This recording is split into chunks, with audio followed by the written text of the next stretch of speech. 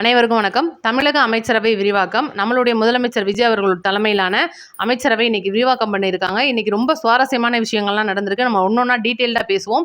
சேனலுக்குள்ளே வந்தவங்க like and subscribe பண்ணிக்கோங்க. நம்மளுடைய சேனலை பார்த்துட்டு 4 பேருக்கு ஷேர் பண்ணி விடுங்க. உங்களுடைய கமெண்ட்டையும் மறக்காம கமெண்ட்ல சொல்லுங்க. வீடியோவை ஸ்கிப் பண்ணாம பாருங்க. இன்னைக்கு பார்த்தீங்கன்னா 1952வது வருஷத்துக்கு பிறகு ஒரு வரலாறு திரும்பி இருக்குன்னு சொல்லணும். கூட்டணி கட்சி ஆட்சி தமிழகத்துல இப்ப விஜய் அவர்கள் ஆட்சிக்கு வர்றதுக்கு முன்னாடி கூட்டணி கட்சியா இது நம்ம தமிழ்நாட்டுக்கு சரிப்பட்டு வராதே, இதெல்லாம் தப்பு அப்படின்னு சொல்லிட்டு ஆளும் கட்சியா இருந்தவங்களும் சரி எதிர்கட்சியா இருந்தவங்களும் சரி பல்வேறு விதமா விமர்சனம் பண்ணாங்க. விக்கிரவாண்டி மாநாட்டில் இதை முதல் தடவையா நம்மளுடைய முதலமைச்சர் விஜய் அவர்கள் பேசும்போது, என்னப்பா இது ஒரு நடிகர்லாம் எப்படிப்பா நாடாட முடியும்னு சொல்லிட்டு அதை ஏளனமாக தான் பார்த்துருப்பாங்க. ஆனால் இன்னைக்கு அந்த சீட்டில் அவர் உட்கார்ந்ததுக்கு அப்புறமா எல்லாரும் மூக்கு மேலே விரல் வைக்கிற விதமாக ஒட்டுமொத்த தமிழகத்தையும் புரட்டி போட்டுட்டு இருக்காருன்னு சொல்லணும். அந்த வகையில் கிட்டத்தட்ட 90%க்கு மேலே இளைஞர்கள் பங்கேற்றுக்கிற ஒரு அமைச்சரவையாக இருக்கு. 7 பட்டியலினத்தவர் மக்களுக்காக அமைச்சரவை ஒதுக்கியிருக்காங்க. அதில் 4 பேர் பெண்கள் இன்னைக்கு அமைச்சராக இருக்காங்க. இன்னைக்கு 4 பெண் அமைச்சர்கள் கொண்ட ஒரு அமைச்சரவை அப்படின்னா நம்மளுடைய தமிழக வெற்றி கழகத்தை சொல்லலாம். 7 பட்டியலினத்தவர் மக்கள் அமைச்சரவை அப்படின்னா அப்போயும் நம்மளுடைய தமிழக வெற்றி கழகத்தை சொல்லலாம். உண்மையிலே ஆளுநர் அர்லேக்கர் அவர்கள் இவங்களுக்கு பதவி பிரமாணம் பண்ணி வைக்கும்போது நம்மளுடைய விஜய் அவர்களுடைய முகத்தில் பார்த்தீங்கன்னா அவ்வளோ ஒரு சந்தோஷம். ஏன்னா இப்போ அமைச்சராக ஆக்கியிருக்கோம், இன்னைக்கு இவங்க எம்எல்ஏவா இருந்து அமைச்சர் ஆகியிருக்காங்க, இதெல்லாம் தாண்டி நம்ம ஒரு வரலாறை உருவாக்கியிருக்கோம் அப்படின்றத கண்டிப்பாக நம்மளுடைய முதலமைச்சர் அவர்கள் உணர்ந்திருக்காரு. இது ஒரு பக்கம் நடந்துகிட்டு இருக்க. இன்னைக்கு பார்த்தீங்கன்னா அதாவது எப்பவும் போல இந்த குட்டிகளாட்டா பண்ற வேலையை நம்மளுடைய ஸ்டாலின் அவர்களும் இங்கிட்டு எடப்பாடி அவர்களும் ஆரம்பிச்சிட்டாங்கன்னு சொல்லணும். இன்னைக்கும் ஆளுநர் மாளிகையில பதவியேற்பு விழாவின் போது தமிழ்தாய் வாழ்த்து 3வதாகவே பாடப்பட்டது. இது ஏற்கனவே விளக்கமும் சொல்லிட்டாங்க. தமிழக அரசோட எந்த ஒரு விழா நம்மளுடைய முதலமைச்சர் சார்பில் நடக்கிற விழாவில் தமிழ்தாய் வாழ்த்து முதல்ல தான் இடம் பெறணும் அப்படின்றது நம்மளுடைய ஒரு முக்கியமான விஷயம்.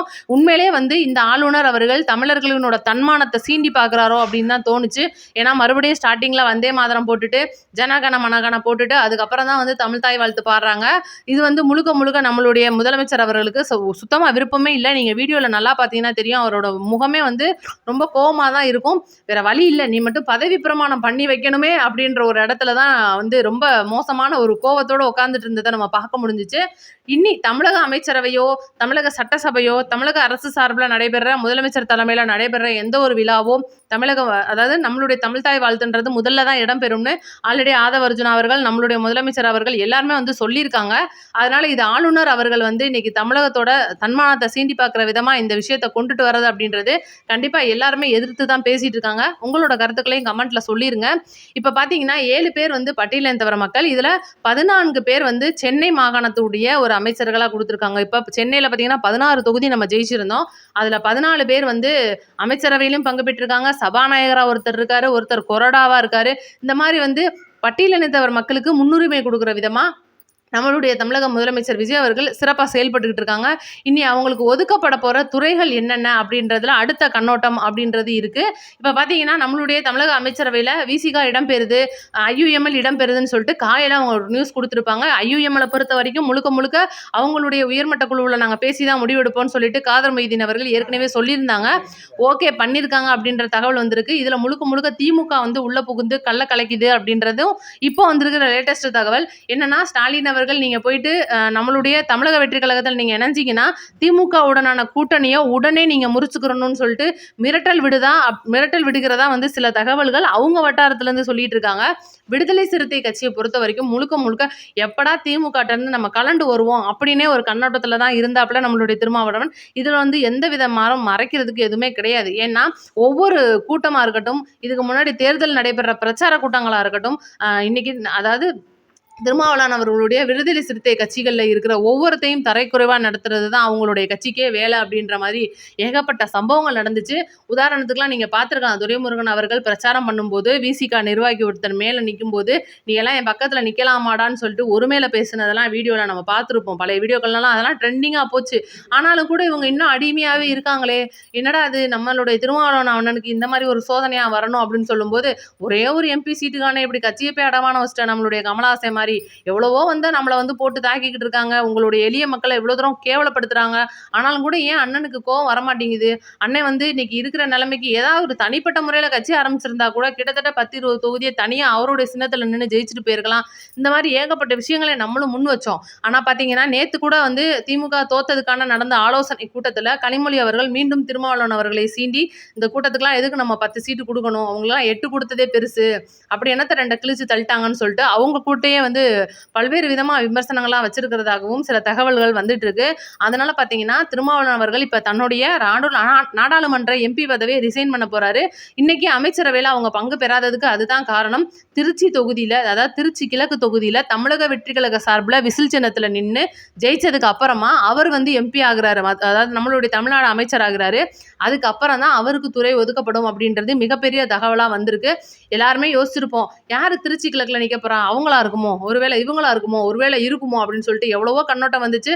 சகாயம் ஐஏஎஸ் அவர்களை வந்து எல்லாருமே நினைச்சிட்டு இருக்கீங்க. சகாயம் ஐஏஎஸ் அவர்கள் நாடாளுமன்ற உறுப்பினரா நம்மளுடைய டெல்லியின் தமிழ்நாட்டிலேருந்து போயிட்டு டெல்லியில வந்து குரலா ஒலிக்கிறதா இருக்காரு. அந்த ஒரு தகவலும் வந்துட்டு இருக்கு. அதாவது பரிசீலனை அப்படின்றது 2-3 பேரோட போயிட்டு இருக்கு அப்படின்றனால இன்னும் அதிகாரப்பூர்வ தகவல் வரல. அதிமுக எம்பியான CV சண்முகம் அவர்கள் ரிசைன் பண்ணினதுக்கு அப்புறமா இந்த ஒரு பரிசீலனை அப்படின்றது போயிட்டு இருக்கு. இன்னைக்கு அதிமுக வந்து அமைச்சரவையில் இடம்பெற போகுது, தமிழக வெற்றி கழகம் அதிமுகவை நோக்கி நகர்கிறது, பிஜேபியை நோக்கி நகர்கிறது அப்படின்னு சொன்னவங்க மூஞ்சிலாம் கரிய பூசுற விதமா நம்மளுடைய தமிழக அமைச்சரவை பட்டியல் அப்படின்றது இதுக்கு முன்னாடி யாருமே இந்த செயலை செஞ்சிருக்க மாட்டாங்க அப்படின்ற அளவுக்கு ஒரு செம்மையான அரசியல் அமைச்சரவை பட்டியலா இருக்கு. இன்னைக்கு ஸ்டாலின் அவர்களே வந்து மூக்கு மேல விரல் வைக்கிற விதமா நம்மளே எங்கேயாவது எம்எல்ஏ இருந்தோம்னா இவங்க கட்சியில போய் சேர்ந்துடலாம் போலயே அப்படின்னு நினைக்கிற அளவுக்கு உண்மையிலே வந்து அந்த மாதிரி விஷயங்கள் நம்மளுடைய விஜய் அவர்கள் செஞ்சுட்டு இருக்காரு.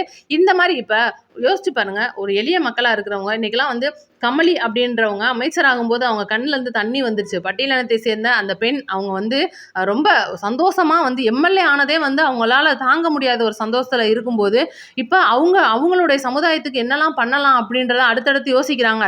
இப்ப சமீப காலங்களில் நீங்க நியூஸ்ல பார்க்கலாம், அதிகமா தமிழக வெற்றி கழகத்தை சேர்ந்த எம்எல்ஏக்கள் எல்லா இடத்துலையும் போய் ரேஷன் கடையா இருக்கட்டும், ஹாஸ்பிட்டலா இருக்கட்டும், ஸ்கூல் பாத்ரூம்ஸா இருக்கட்டும், இன்னைக்கு ஏகப்பட்ட இடங்கள்ல ஆராய்ச்சி பண்றதையும் எப்படிலாம் இருக்கு. இப்ப பாத்தீங்கன்னா நேத்தெல்லாம் ரேஷன் அரிசியில முஸ்தபா அவர்கள் போயிட்டு என்ன இப்படி இருக்கு, இதைத்தான் நீங்க மக்களுக்கு கொடுக்குறீங்களான்னு சொல்லி ஒவ்வொன்றையும் வந்து கேள்வி முன் வைக்கிறாங்க. ஆனா போகும்போது பாத்தீங்கன்னா முழுக்க முழுக்க நம்மளுடைய மீடியாக்களையும் கூட்டிட்டு போறாங்க. ஏன்னா அங்க அவங்க வந்து வேற மாதிரி வந்து அதை கன்வெர்ட் பண்ணிடுவாங்க. இந்த மாதிரி சம்பவங்கள்லாம் நடந்துட்டு இருக்கு. ஆனா எங்கேயாவது ஒரு இடத்துல திமுக ஒரு எம்எல்ஏ போயிட்டு இதை கண்டுபிடிச்சிருக்காரு, அதிமுக எம்எல்ஏ போய் இதை கண்டுபிடிச்சிருக்காருன்னு ஏதாவது நீங்க நியூஸ் பார்க்க முடியுதா? அவங்களுக்கு என்ன வேலை அப்படின்னா, ஏதாவது இவங்க தப்பு பண்ணிட மாட்டாங்களா, இவங்களை நம்ம எடுத்து ஓட்டிட மாட்டோமா, இவங்களை வந்து நம்ம இந்த இடத்துல வந்து அப்படியே டக்குன்னு பிடிச்சி வச்சு அப்படியே உட்காந்து கதையா நம்ம அடிச்சு விட்டுற மாட்டோமா அப்படின்னு சொல்லிட்டு நம்ம என்னெல்லாம் தப்பு பண்ணுவோமோ அப்படின்னு உட்காந்து இவங்க பார்க்கறதுலேயே இவங்களோட பொழப்பும் போச்சு, இவங்களோட கட்சியும் போச்சு அப்படின்னு தான் சொல்லலாம். அந்த மாதிரி ஒரு எம்எல்ஏவா இன்னைக்கு நம்மளுடைய விஜய் அவர்கள் நம்மளை ஆக்கியிருக்காங்க. நம்மளுடைய மக்களுக்கு என்னெல்லாம் பண்ணலாம், நம்மளை நம்பி ஓட்டு போட்ட அந்த மக்களுக்கு என்ன பண்ணலாம், நம்மளுக்குன்னு கொடுக்குற நிதியில நம்ம என்னெல்லாம் பண்ணலாம் அப்படின்ற ஏகப்பட்ட விஷயங்களை யோசிச்சு இன்னைக்கு ஒரு ஒட்டுமொத்த இளைஞர்களுக்கான எம்எல்ஏ படை ஒன்று இருக்கு, இளைஞர்களுக்கான அமைச்சர் படையும் ஒன்று உருவாயிருக்கு. அப்படின்னா இந்த ஒரு சட்டசபை முழுக்க முழுக்க இளைஞர்கள் சட்டசபையா இருக்கு. இப்போ யோசிச்சு பாருங்களேன், ஐயா ஸ்டாலின் அவர்கள் முதலமைச்சர் ஆயிருந்தாரு, ஐயா எடப்பாடி அவர்கள் வந்து நீங்க முதலமைச்சர் ஆயிருந்தாரு அப்படின்னா அந்த சட்டசபையில பாத்தீங்கன்னா முழுக்க முழுக்க ஒரு 50 வயசுக்கு மேலேயா இருப்பாங்க. சட்டசபையில குரல் கேட்குதோ இல்லையோ வயசான இருமல் சத்தம் கேட்கும். அந்த மாதிரி வந்து வயசானவங்களுக்கான ஒரு பகுதியாவே கொடுத்து நீங்க அதுக்கப்புறம் அவங்களோட பிள்ளைங்க, அதாவது வாரிசு அரசியலை கொண்டுட்டு வந்து வச்சிருப்பாங்க. கண்ட நிதி, கர்மாதிரி நிதி, அந்த நிதி, இந்த நிதின்னு சொல்லிட்டு அது அப்படியே நீண்டுகிட்டே போகும். நொந்த நிதியா இருப்போம் நம்ம. அப்ப தமிழ்நாட்டுக்கே நிதி இல்லை, எங்கடா இம்புட் நிதியை கொண்டுட்டு வந்து வச்சிருக்கீங்க அப்படின்னு கேட்குற அளவுக்கு வந்திருக்கும். ஆனா இன்னைக்கு இந்த அமைச்சரவை அப்படின்றது உண்மையிலே அனைவரும் வந்து மூக்கு மேல விரல் வைக்கிற விதமா தேர்ந்தெடுக்கப்பட்ட அமைச்சரவையா இருக்கு. உண்மையிலே வந்து இது வரலாறு திரும்பிடுச்சுன்னு சொல்லணும். கிட்டத்தட்ட இதுக்கு முன்னாடி ஐயா காமராஜர் அவர்களுடைய காலத்துல ஆண்ட காங்கிரஸ் கட்சி இன்னைக்கு மீண்டும் ஒரு கூட்டணி ஆட்சிக்கு வந்திருக்கு அப்படின்னா ராகுல் காந்தி அவர்கள் வரைக்கும் ரொம்ப சந்தோஷமா இருக்கு. இப்ப பாத்தீங்கன்னா நாளை கழிச்சு நம்மளுடைய தமிழக முதலமைச்சர் அவர்கள் டெல்லிக்கு போறாரு. அதுக்கும் காரணம் என்ன அப்படின்னா PM ஸ்ரீ திட்டம், நீங்கள்லாம் கேள்விப்பட்டிருப்பீங்க, மும்மொழி கொள்கை. இது வந்து அவங்களுடைய விருப்பத்தின்படி 3ஆவதா பாடம் ஒன்று கற்றுக்கிறதுல நம்மளுடைய தமிழகம் முதலமைச்சர் எந்த விதத்துலையும் காம்ப்ரமைஸ் போகிறதா கிடையாது. தமிழ்நாட்டில் எப்போவுமே இருமொழி கொள்கை தான் இருக்கணும் அப்படின்றதுல ரொம்ப ஸ்ட்ராங்காக இருக்காரு. அதனால பார்த்தீங்கன்னா பள்ளி கல்வித்துறை அமைச்சர் கூட இதை வந்து 2 பேரும், அதாவது நம்மளுடைய முதலமைச்சரும் பள்ளி கல்வித்துறை அமைச்சரும் டிஸ்கஸ் பண்ணும்போது, இது நம்மளுக்கு சரியா வருமான்னு நம்மளுடைய பள்ளி கல்வித்துறை அமைச்சர்ட்ட கேட்கும்போது, மற்றும் செயலாளர்கள் அங்க சுத்தி இருக்கிற செயலாளர்ட்ட கேட்கும்போது, இந்த முடிவை நீங்களே எடுத்துருங்கன்னு சொல்லிட்டு விஜய் அவர்கள் கிளம்புனதா ஒரு தகவல் இருக்கு. ஆனா பார்த்தீங்கன்னா, நம்மளுடைய ராஜ்மோகன் அவர்கள் இது சரிப்பட்டு வராதுனே, இது நம்மளோட பிள்ளைகள ரொம்ப வருங்காலத்த பாதிக்கும். அவங்களோட விருப்பத்தின் பேர்ல அவங்க எந்த மொழி வேணாலும் கத்துக்கிறட்டும். அது நமக்கு வந்து தடையா இருக்கக்கூடாது. ஆனா திணிக்கிறதின் பேர்ல இன்னைக்கு ஹிந்திய கொண்டு வந்து இவங்க திணிக்கும்போது, இது வந்து நம்மளுக்கு தப்பா போயிரும் அப்படின்னு அவங்களுடைய கலந்து ஆலோசனை பண்ணி இந்த விஷயமா பேசுறதுக்காகவும் வந்து நம்மளுடைய முதலமைச்சர் டெல்லி போகும்போது ஐயா நரேந்திர மோடி அவர்களை சந்திச்சு நிறைய விஷயங்கள் பகிர்ந்துக்கிறதா இருக்காங்க. இது பார்த்தீங்கன்னா, இந்த ஒரு விஷயத்தை நம்ம எதிர்க்கிறனால தமிழ்நாட்டுக்கு வர நிதியெல்லாம் வந்து பாதிக்கிறதா வருது. ஆனா நிதி எங்களுக்கு முக்கியம் கிடையாது. நீங்க எப்படினாலும் எங்களுக்கு நிதியை கொடுத்து தானே ஆகணும். நாங்க இதுக்கு முன்னாடி இருந்தவங்க மாதிரி வந்து நிதியை நாங்க வந்துட்டு அதாவது நம்ம கொடுக்குற அந்த வரியை நிப்பாட்டிடுவோம். இது ஸ்டாலின் அவர்கள் மாதிரி நாங்க ஒன்றும் அடியில கூடி உங்களுக்கு வந்து ரிலேஷன்ஷிப்ல இருந்துகிட்டு வெளிப்படையா வந்து நாங்க பொய்யா அவங்களோட வந்து உறவாடிக்கிட்டு இருக்கிறதுக்கு நாங்க விருப்பம் இல்லை. எங்களுடைய தமிழக அரசு அப்படின்றது வெளிப்படை தன்மையா செயல்படும் அப்படின்றதுல ரொம்ப உத்தரவாதமா இருக்காங்க. அதனால பார்த்தீங்கன்னா, இந்த ஒரு சந்திப்பு அப்படின்றது பல்வேறு மாற்றங்களை தமிழகத்துக்கு கொண்டுட்டு வரப்போகுது. இளைஞர்களுக்கான வேலை வாய்ப்புகள் வரப்போகுது. கிட்டத்தட்ட 4 லட்சம் பேருக்கான வேலை வாய்ப்பு அப்படின்றது ரெடியா இருக்கு. ஒரு இலவசம் அதாவது நம்ம இவ்வளவு நாளா வந்து இலவசத்தின் பின்னாடி ஓடிட்டு இருப்போம். ஆனா இன்னைக்கு நம்மளுக்கான வேலை வாய்ப்பை உருவாக்கி ஒவ்வொரு மக்களுக்கும் என்ன பண்ணணும் அப்படின்றத சொன்னதையும் செஞ்சுட்டு இருக்காரு, சொல்லாதையும் செஞ்சுக்கிட்டு இருக்காரு அப்படின்ற மாதிரி. இன்னும் கொஞ்ச நாள் தான், 10 நாள் தான் ஆக போகுது. இன்னும் 10 நாள் கூட ஆகல. அப்ப 10 நாள் ஆக போறதுக்கு முன்னாடி இவ்வளோ மாற்றங்கள் அப்படின்னா யோசிச்சு பாருங்க. 5 வருஷம் கழிச்சு நம்மளுடைய தமிழ்நாடு எங்க இருக்கும் அப்படின்றத கண்டிப்பா உங்களுடைய கருத்துக்களை மறக்காம கமெண்ட்ல சொல்லுங்க. அடுத்தடுத்த வீடியோக்களை நம்ம டீட்டெயிலா பேசுவோம். நோட்டிபிகேஷன் ஆன் பண்ணி வைங்க. நன்றி, வணக்கம்.